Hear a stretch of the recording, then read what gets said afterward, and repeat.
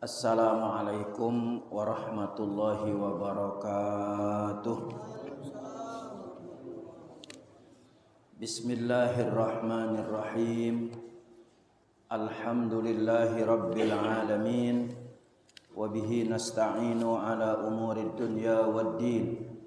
Wassalatu wassalamu ala asyrafil anbiya'i wal mursalin Sayyidina Muhammadin wa ala alihi wa ashabihi ajma'in. Subhanaka la ilma lana illa ma 'allamtana innaka antal alimul hakim wa tub 'alaina innaka antat tawwabur rahim. Rabbi shrah li sadri wa yassir li amri wahlul 'uqdatam min lisani yafqahu qawli. Inna rabbi bin nasi laraufur rahim, amma ba'du. Yang saya hormati Ketua dan Pengurus DKM Masjid Al-Amal, juga yang saya hormati Imam Rawatib kita Ustadz Haji Abdul Karim, para jamaah kaum muslimin dan muslimat yang saya hormati. Puji dan syukur marilah kita panjatkan kehadirat Allah Subhanahu wa taala. Salawat dan salam semoga senantiasa tercurah kepada baginda Nabi besar Muhammad sallallahu alaihi wasallam. Para jamaah sekalian, sebelum kita mulai, mari sama-sama kita awali dengan membaca Ummul Kitab suratul Fatihah. Kita mohon kepada Allah Subhanahu wa taala, mudah-mudahan Allah selalu mengampuni dosa-dosa kita dan dosa-dosa kedua orang tua kita, guru-guru kita, saudara-saudara kita, kaum muslimin dan muslimat. Allah berikan kita, anak-anak kita, keluarga kita taufik dan hidayah serta ilmu yang bermanfaat, rezeki yang halal, yang banyak dan berkah, dimudahkan dalam segala urusan kita, dilancarkan usaha kita, disehatkan badan kita dan dimatikan kita dalam keadaan husnul khatimah. Ala hadhihin niyyah wa ala kulli niyatin salihah wa ila hadratin nabi. Al-Fatihah. A'udzu billahi minasy syaithanir rajim. Bismillahirrahmanirrahim. Alhamdulillahi rabbil alamin. Ar-Rahmanir Rahim. Maliki yaumiddin. Iyyaka na'budu wa iyyaka nasta'in. Ihdinas siratal mustaqim. Siratal ladzina an'amta 'alaihim ghairil maghdubi 'alaihim waladdallin. Amin. Baik para jamaah sekalian, kita masih di bab Al-Mujahadah, babul mujahadah, sampai pada hadis yang ke-10 nomor 104. Bismillahirrahmanirrahim. Al-ashiru an Anasin radhiyallahu anhu an Rasulillahi sallallahu alaihi wasallam qala yatba'ul mayyita salasatun ahluhu wa maluhu wa amaluhu fayarji'u isnani wa yabqa wahidun yarji'u ahluhu wa maluhu wa yabqa amaluhu. Muttafaqun alaih. An Anasin, dari sahabat Anas bin Malik radhiyallahu anhu, semoga Allah meridhoinya. An Rasulillah, dari Rasulullah sallallahu alaihi wasallam, qala, Rasulullah bersabda, yatba'ul mayyita, yang mengikuti mayit, yang mengantarkan mayit, salasatun, itu ada 3.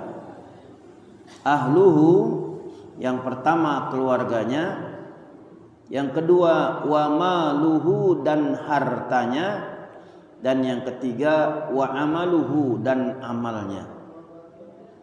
Fayarji'u usnani, maka 2 kembali, yang 2 pulang. Wa yabqa wahidun, dan kekal yang 1. Ya, 2 pulang, 1 kekal, tetap menemaninya. Yang pulang yarji'u ahluhu, pulang atau kembali ahluhu itu keluarganya, wa maluhu dan hartanya, wa yabqa amaluhu dan kekal, artinya tetap amaluhu amalnya. Muttafaqun alaih. Hadis yang ke-10 disampaikan oleh sahabat Nabi yang bernama Anas bin Malik. Ya, Anas bin Malik. Udah sering kita dengar nama Anas bin Malik. Ada Malik bin Anas, ada Anas bin Malik. Kalau Malik bin Anas itu salah satu di antara imam mazhab yang 4. Ya, Malik bin Anas gurunya Imam Syafi'i. Kalau Anas bin Malik ini salah seorang sahabat Nabi Shallallahu Alaihi Wasallam. Ya, udah sering saya sampaikan biografi beliau. Anas bin Malik radhiyallahu an, dia mendapatkan satu hadis dari Nabi Shallallahu Alaihi Wasallam di mana Nabi bersabda, yatba'ul mayyita salasatun, yang mengantarkan mayit, yang mengantarkan jenazah, yang mengantarkan orang mati itu salah satu ada 3. Yang pertama ahluhu, keluarganya ikut nganterin, ya, bapaknya, ibunya, anaknya, misanannya, keponakannya, sampai teman-teman setianya ikut mengantarkannya, mengikuti. Wa maluhu, hartanya juga ikut, mobilnya ikut, motornya ngikut, ya, semua yang dia miliki ikut mengantarkannya. Wa amaluhu, dan amalnya juga ikut.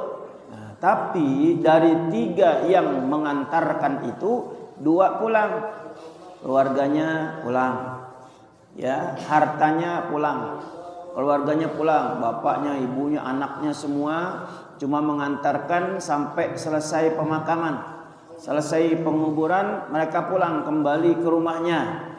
Begitupun hartanya, mobil yang dia punya yang dipakai untuk mengantarkannya, motor yang dia punya, kendaraan apapun yang dia miliki, cuma sekedar nganterin doang. Ya, nah, dua-duanya ini kembali, keluarganya kembali pulang ke rumah, hartanya kembali pulang ke rumah, tapi ada yang tetap, yang menemaninya sampai kapan? Sampai nanti hari dibangkitkan dia, ya, oleh Allah Subhanahu wa taala. Begitu hari kiamat, ya, ketika ya yaumul ba'ats, dibangkitkan orang tersebut, nah, barulah, ya. Jadi amalnya itu tetap nemenin. Selama di dalam kuburnya hanya amal yang menemaninya. Kalau amalnya baik, maka akan menjadi teman yang baik, akan menjadi penolongnya.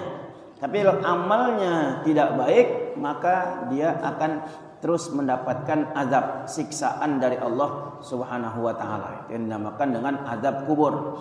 Makanya di dalam satu doa yang Nabi Shallallahu Alaihi Wasallam ajarkan kepada kita, ya, di saat kita tahiyat akhir selesai membaca fil alamina innaka hamidum majid, kita baca ya muqallibal qulub tsabbit qalbi ala dinik, Allahumma inni a'udzubika min adzabil qabri wa min adzabin nar wa min fitnatil mahya wal mamat wa min fitnatil masihid dajjal. Nah, ini doa yang diajarkan oleh Nabi, ya. Nah, jadi agar di dalam kubur kita mendapatkan teman yang baik, maka kerjakanlah kebaikan-kebaikan. Ya, kalau kita bicara masalah kuburan, serem Pak. Ya, sebab kuburan ini kita selama di dalam kubur tinggal tergantung amal ibadah kita. Makanya sahabat Utsman bin Affan kalau cerita tentang neraka, dia nggak terlalu pikir, nggak terlalu pusing, nggak sedih. Ya, tapi kalau ketika bercerita tentang kubur, Utsman bin Affan selalu menangis. Kenapa? Karena tidak ada yang menemani kita di dalam kubur kecuali amal kita. Kalau di neraka banyak temannya, ya, dari golongan ustadz, kiai, dari golongan artis, dari golongan pejabat, dari golongan ini, itu temannya banyak kalau di neraka. Tapi kalau di dalam kubur, siapa yang nemenin? Kecuali amal ibadah kita selama kita di dunia. Berapa juta tahun kita mati di dalam kubur, ya selama itu pula kita akan mendapatkan azab, mendapatkan siksaan. Ya, ada orang yang mendapatkan nikmatan, ada orang yang mendapatkan ya azab dari Allah Subhanahu wa taala. Maka ada azab kubur, ada nikmat kubur. Kalau kita ngedoain orang yang meninggal, ya, kita doain Allahumma ij'al qabrahu raudhatan min riyadil jinan atau min riyadil jannah. Ya Allah, jadikanlah kubur orang tersebut bagaikan taman dari taman-taman surga, dan jangan kau jadikan kubur orang tersebut ya bagaikan lubang dari lubang neraka. Ya, jadi ada nikmat kubur, ada azab kubur. Ya, kalau ada orang yang nggak percaya tentang nikmat kubur, azab kubur, ya berarti dia kafir. Kafir dia. Kenapa? Karena ini masalah yang gaib, yang juga kita harus imani, kita harus percaya. Kalau emang nggak ada azab kubur, nggak ada kenikmatan kubur, ngapain kita disuruh ibadah? Ngapain kita disuruh berbuat baik? Kalau semua yang kita kerjakan tidak ada balasannya. Nah, artinya bahwa semua perbuatan baik kita ada balasannya, perbuatan jelek kita juga akan ada balasannya. Ya, keluarga kita cuma nganterin, ya udah sampai kuburan selesai baca doa pulang. Ya, nah, tinggal nasib ahli kubur itu bagaimana? Tuh, sampai-sampai yasma'uni ala qarna'lihi. Yang ini jenazah nih yang udah mendengar derap langkah keluarganya yang pulang. Ya dengar, ya dia pulang. Udah mulai itu kalau dia mendapatkan nikmat kubur, ya nikmat terus selamanya. Tapi kalau dia mendapatkan azab kubur, ya selama itu dia akan mendapatkan azab, siksaan dari Allah Subhanahu wa taala. Tinggal keluarganya tuh mau enggak ngedoainnya. Tinggal keluarganya mau enggak menebus orang tuanya, keluarganya dari siksa kubur dan siksa neraka, ya. Nah, makanya selama kita masih hidup, ya, mari kita berbuat baik, ya, kebaikan-kebaikan sekecil apapun yang kita lakukan pasti akan ada balasannya. Kejahatan apapun sekecil yang kita lakukan, nah, semuanya akan ada balasannya dari Allah Subhanahu wa taala, ya. Seperti yang mungkin saya sering jelaskan, al arwah fi kuburihim salasah. Arwah di dalam kubur itu ada 3. Ya, bagaimana nasib kita nanti nih? Yang pertama yun'amun, arwah yang mendapatkan kenikmatan dari Allah Subhanahu wa taala. Kok bisa? Oh, bisa. Ya, arwah siapa? Arwah para nabi, arwah para rasul, para aulia, orang-orang soleh, ahli ibadah. Itu di dalam kuburnya mereka mendapatkan kenikmatan. Yurzakun. Tuh, kalau di dalam Al-Qur'an dikatakan wala tahsabannal ladzina qutilu fi sabilillahi amwat bal ahya'un 'inda rabbihim yurzakun. Jangan kalian menyangka bahwa orang-orang yang mati di jalan Allah mati begitu saja. Tidak. Bal ahya. Bahkan mereka hidup. Ya, mereka hidup. Tetapi kita tidak merasakannya. Dan mereka yurzakun, mendapatkan nikmat rezeki dari Allah Subhanahu wa ta'ala. Tuh, bisa kemana-mana, bisa keluyuran tuh. Kalau orang-orang yang ahli ibadah, para nabi, para rasul meninggal dunia, mereka bisa kemana-mana, pelayaban bisa. Nah, itu yang pertama. Yang kedua, orang mati dalam kuburnya itu bagaimana? Naimun, yang tidur terus menerus. Ya, tidurnya kayak tidurnya orang yang hidup.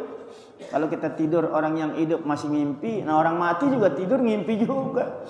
Ngimpi juga. Ah, Ustaz so tahu, ya saya juga dari guru saya begitu. Kalau nggak percaya ya mati dulu. Ngimpi enggak? Kalau emang matinya kita tidur terus ya enak, nggak terasa kita. Nanti begitu hari kiamat ketika dia bangkitkan baru dia teriak, qalu ya wailana man ba'asana mim marqadina hada ma wa'adar rahmanu wa sadaqal mursalu. Tuh, begitu dibangkitkan mereka baru bilang, ya wailana man ba'asana.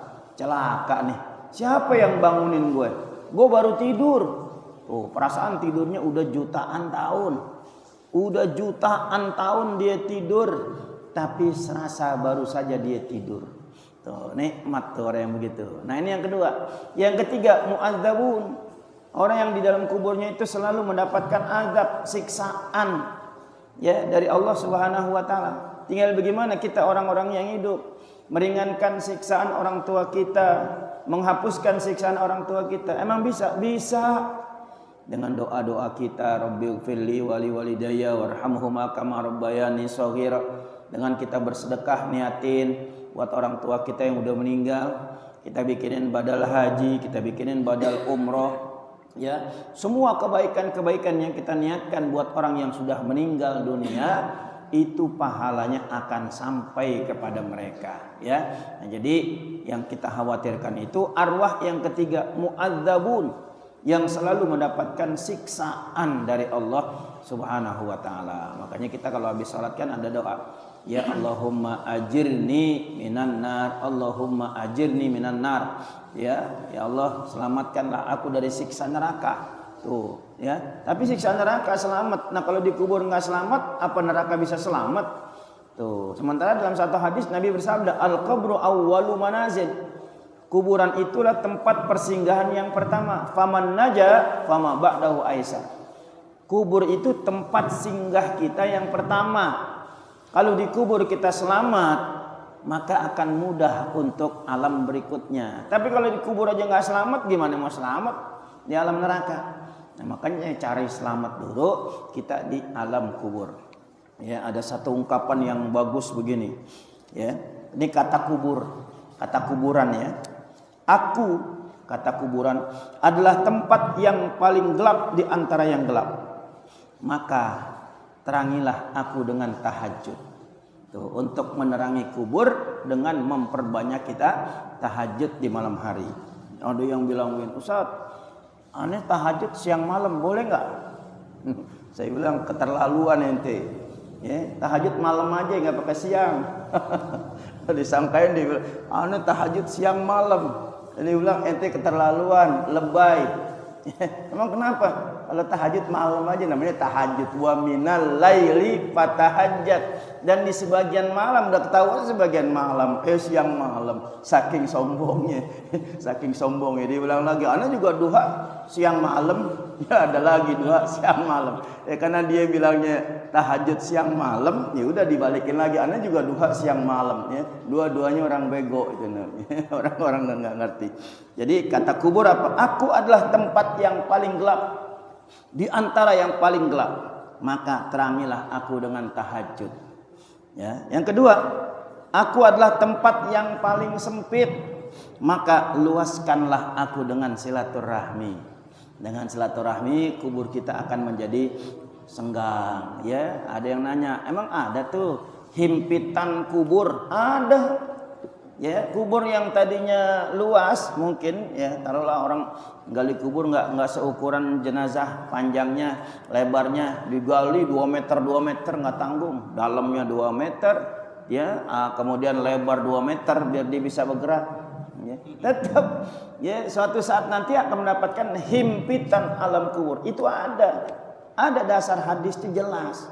Ya, kalau tadi doa kita aja, ya Allah jadikanlah kuburnya bagaikan taman dari taman surga. Walaupun cuma segitu, di saat dia kubur dia nggak bisa bergerak, dialingin pakai papan, ditutupin pakai tanah yang dipulung-pulung. Tapi kalau dia orang yang ahli ibadah, ya itu dalam kuburnya itu bagaikan taman dari taman surga.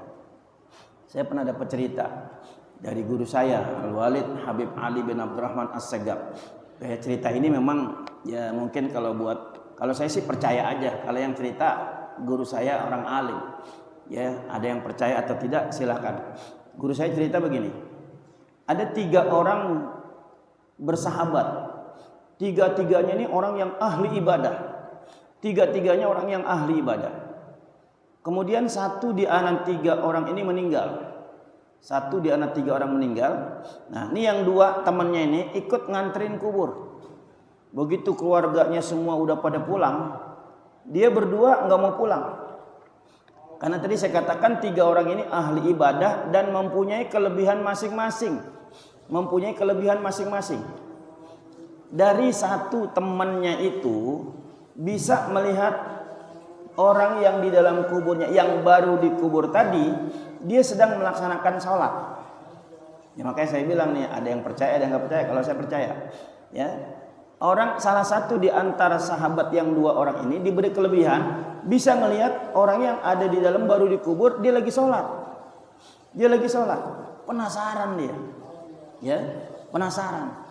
Hanya dipanggil tukang gali kubur, anaknya juga dipanggil, dia minta jadi saksi, dipanggil jadi saksi. Kemudian setelah dia minta tolong, coba saya penasaran ini, baru dikubur tapi sekarang posisinya sudah berubah, lagi sholat, coba gali dia.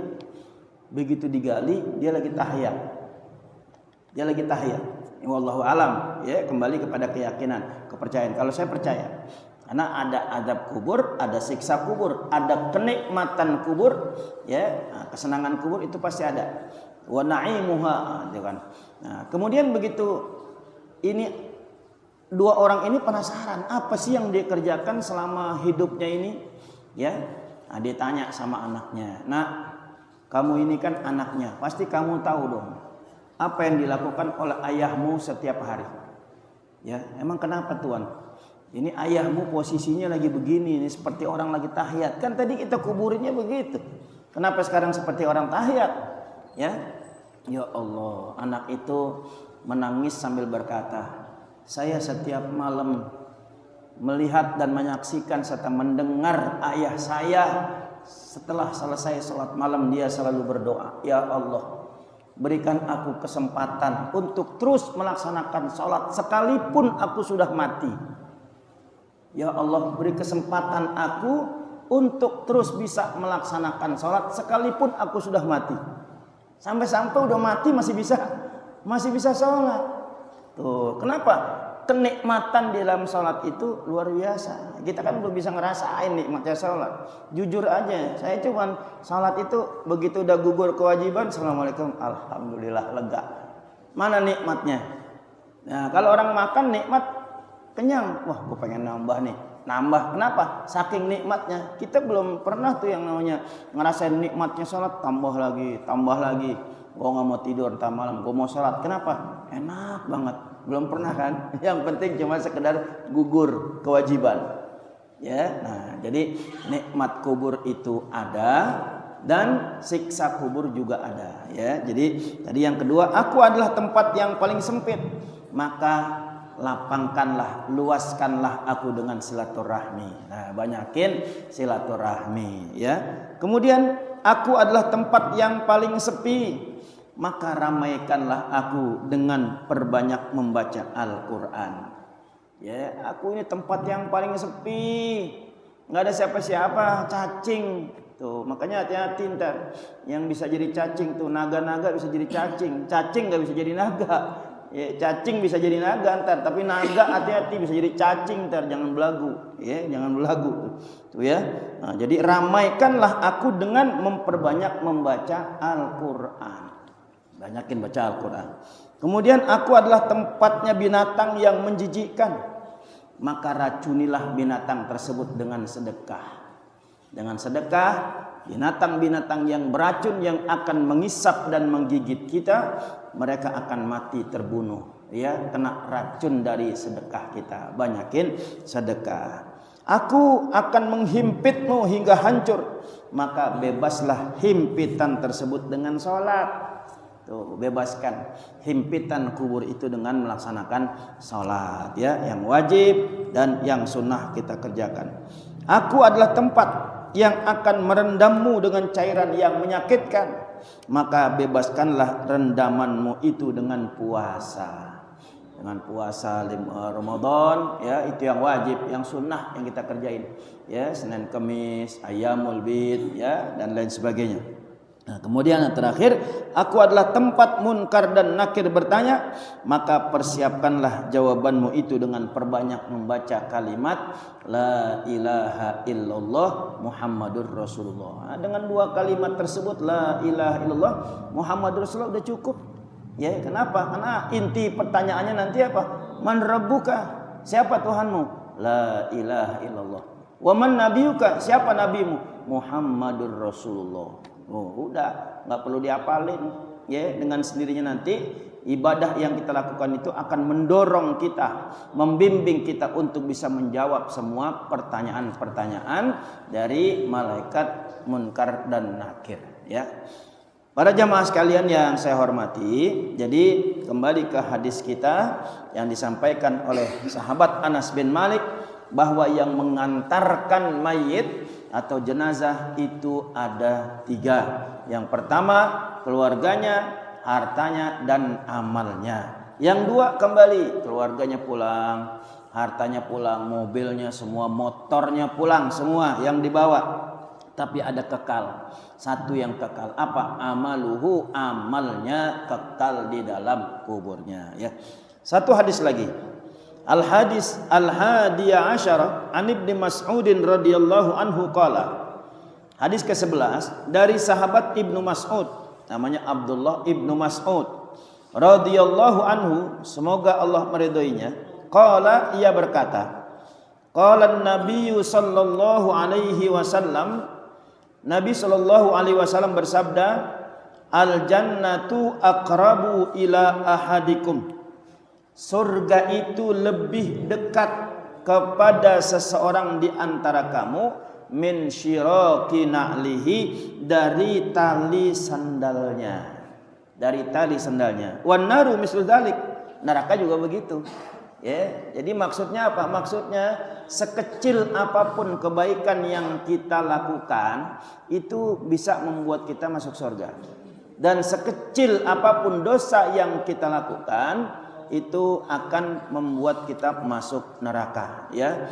Ketaatan mengantarkan kita ke surga, kemaksiatan itu mengantarkan kita kepada neraka. Nah, ini motivasi, ya, untuk kita melakukan kebaikan, motivasi untuk meninggalkan perbuatan-perbuatan jahat, ya. Kalau sendal talinya kan udah nempel di kaki kita, ya, masih ada yang lebih dekat lagi. Apa? Kebaikan yang kita lakukan itu lebih dekat, ya, ke surga buat kita semua. Kejahatan yang dilakukan oleh seseorang lebih dekat ke neraka.